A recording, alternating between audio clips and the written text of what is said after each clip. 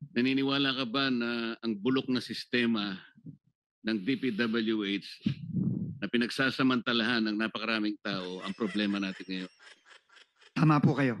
Naniniwala po ako. Kahit na magpakulong pa tayo ng napakaraming contractors. Halimbawa, 1,000,000 na contractors at sa mga opisyalis ng DPWH, pag hindi natin nakorek ang sistema, walang mangyayari. Partially agree po, Mr. Chairman, pero tingin ko importante din po na maipakita natin na may mananagot dahil po tingin ko ang isa sa pinakamatibay na deterrent sa nakikita nating nangyari ngayon is matakot po na may consequence po ang mga krimen na ginawa. Kasi po kung wala pong consequence, makikita po natin na ulit-ulit to. Pero tama po kayo. Kaakibat po nito, kailangan po ayusin din po ang sistema para hindi na po maulit ito. Pero kung ang mga nahuhuli mo, na ipapakulong mo, mga butete at saka mga sapsap, wala rin mangyayari, tama? Tama po. Kailangan Tama malalaking isda ang mahuli natin. Tama po, Mr. Chairman. Alam po ba ninyo kung ibig sabihin ng PCMO? Opo, ito po ang project monitoring system na dapat gumagana sa loob ng Department of Public Works and Highways.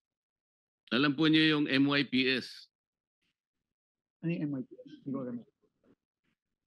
Ito po yung, ngayon ko lang po na-encounter, pasensya na po, Mr. Chairman, pero sinabi po ng multi-year project programming. Scheduling. Yes, ito po yung si schedule at pagpaplano ng mga iba't ibang proyekto over a longer period po. Alam po niyo yung Survey 123. Ano yun?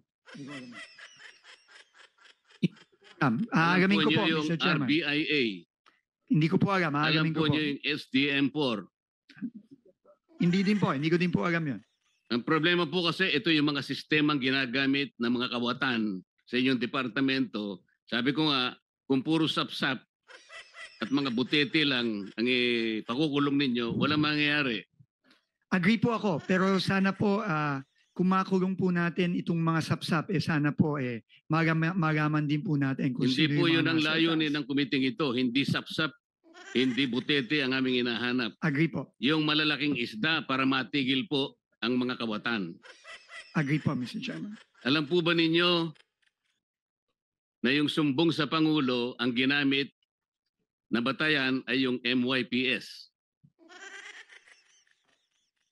Opo, yun po ang ginamit na batayan. Yun po ang ginamit na batayan, kaya mali po lahat. Pati po ang committee ito ay na-mislead. Alam po nyo kung bakit? Po, Mr. Chairman.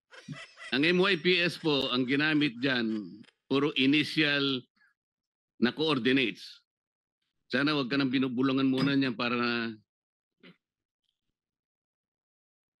Ako po bilang personal kong pangtulong sa committee ito, ako lamang po nakakita na ng halos 14 na discrepancy sa mga coordinates na ibinigay sa sumbong sa Pangulo. Naniniwala po ba kayo? Mamaya bibigyan ko kayo ng kopya at ibibigay ko rin sa komite ang 15 proyekto na mali ang coordinates. Posible po yung sinasabi ninyo, Mr. Chairman, na may maling coordinates. Nakikita na rin po namin yan ngayon sa ongoing investigation namin. Yung sumbong sa Pangulo ay mali at ang nakikita ko po riyan halos 100 o 1,000 proyekto mali ang coordinates. Ibig sabihin, kahit ano pong gawin yung pag-iimbestiga, kapag hindi po ninyo sinolusyonan ito, lalo po kayong malalagay sa misleading situations. Naniniwala po kayo? Naniniwala po ako. Kailangan pong solusyonan ito at ayusin itong mga sistema ito. Ang PCMA po ang sinasabi nila, geotag at real time. Hindi po totoo yan. Naniniwala po kayo?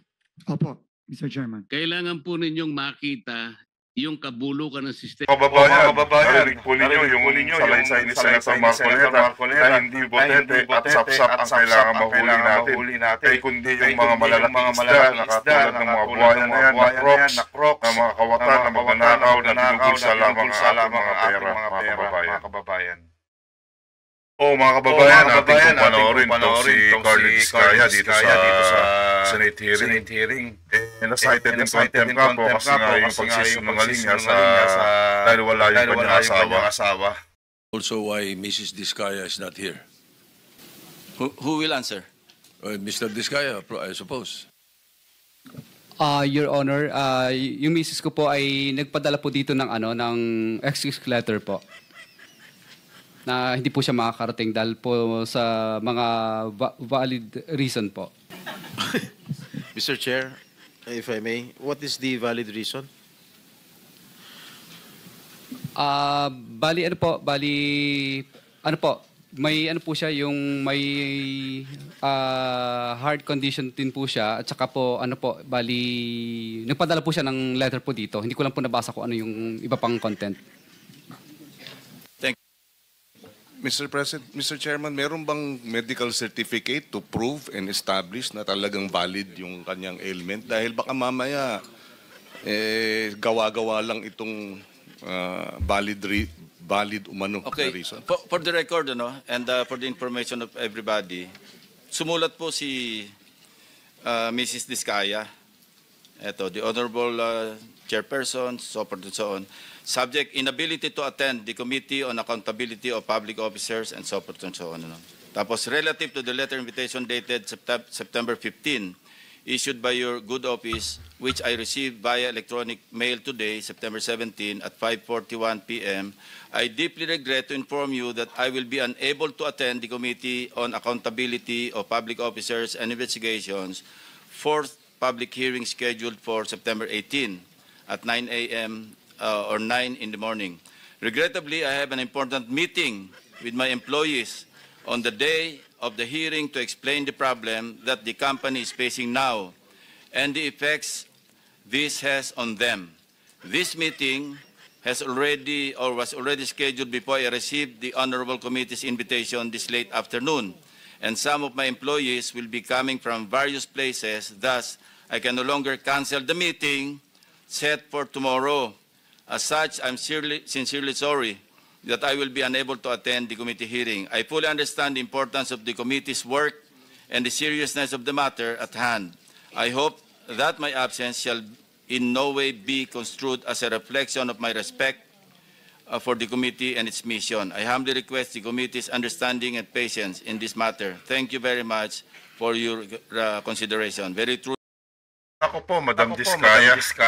Ba't ka naman naiiya pa at hindi na pumunta? Alam mo naman na importante itong malaman na ating taong bayan, yung mga bilyon-bilyon na ninakaw ninyo. Balik nyo na naman at paliwanag para naman magpakasarap kayo. Tapos ganyan, pagdating sa hearing, may dami yung dahilan. Unahin nyo pa yung mga empleyado nyo. Meron naman kayo mga uutusan dyan na pinapasahod nyo.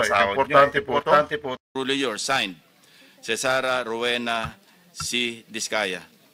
Mr. Chairman, with that letter, nagsisinungaling itong si Mr. Diskaya na meron daw karamdaman yung kanyang asawa. Nanumpa ito to tell the truth, and dito harap-harapang nagsinungaling ka, binabastos mo kami, niloloko mo kami. Diba? Huwag mo kami lokohin because the chairman has the power to cite you in contempt. I mean, do not do that. Iba yung sinasabi mo, medical condition. Kung may medical condition, sige nga, bigyan mo nga kami ng medical certificate. Iba yung sinasabi mismo na misis mo eh. Di ba kayo nag-usap? Sana nag-usap muna kayong dalawa. Ano bang palusot ang gagawin natin, sweetheart or darling? Mr. Chair. You lied. You lied. Paano ba kami maniniwala sa mga pinagsasabi mo? Senator Estrada is recognized. Thank you, Mr. Chair. The letter excuse of Mrs. Diskaya is totally unacceptable. Ang sabi niya, meron siyang meeting. This hearing is of national interest. Huwag niyang lulukohin itong hearing na ito. Huwag niyang bababuyin itong hearing na ito. Dahil the Filipino people are watching. We are here to ferret out the truth, the whole truth, and nothing but the truth. Sinisiguro ko makukontem ito mamaya, Mr. Chair. Well, Kung hindi tayo makukontem dito sa pagsinungaling niya dahil dun sa kanya misis, dito may hawak ng mga dokumento na makukontem tong taon to at the end of the day. The Senate President is recognized. yes, okay.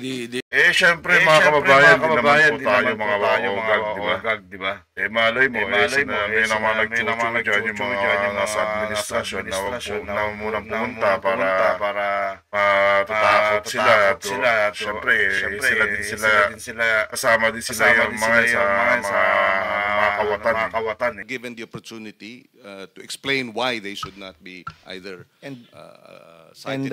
it is up to the body arrested. to decide whether the explanation is valid or not. That is correct. That is correct. That is correct. So there's a pending motion. No. The chair has already ruled on the motion. So you're hereby cited in contempt of the committee, Mr. Diskaya. All right. So, Mr. Chair. Senator De La Rosa. Yes, sir. Thank you, Mr. Chair. Since the motion was already acted upon by the chairman, other motion coming from this humble representation that if Mrs. Diskaya was subpoenaed and he failed to be present here today with a very, very lame excuse, can this humble representation move for the citing in contempt of Mrs. Diskaya? She's not here, so we'll issue a show cause order first. Show cause order. Thank you, Mr. Chair. Yan na po guys, napakinggan po nyo yung dito sa Senado, yung payag ni Carly Diskaya sa harap-harapang pagsisisi niya sa ating mga senator, mga kababayan. Yan na po, nakita nyo naman, nalantarang pagsisisi ni Diskaya, kaya cited in contempt na lang po siya. Maraming salamat po guys, hanggang sa susunod po, magkaabang po ulit tayo ng mga panibagong mga balita dito para ipapanood sa ating mga mahal na kababayan dito sa Pilipinas, yung mga nangyayari dito at sa iba't ibang panig ng maraming salamat po guys at God bless.